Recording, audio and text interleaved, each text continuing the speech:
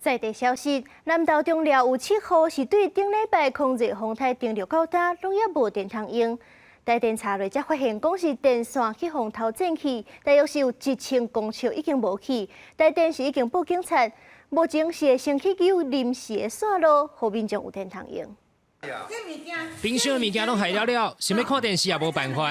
南投中寮乡清水村有居民，为顶礼拜四康瑞风台停落了后就停电，到呾1礼拜拢也未复电，过着关系的生活。无奈上地方面找社团求救，打电话予台电才知影电线去拆了偷去。摆时嘛是10点几就无电去啊。讲风台要来，人就断电，就无电到呾啦。害了咩？再等，唔再去倒台。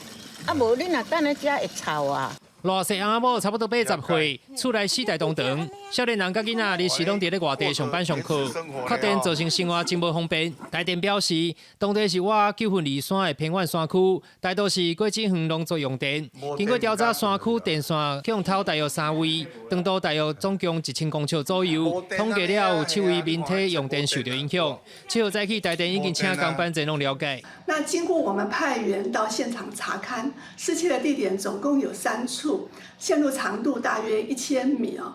那影响的户数总共有7户，都为果园喷雾用电。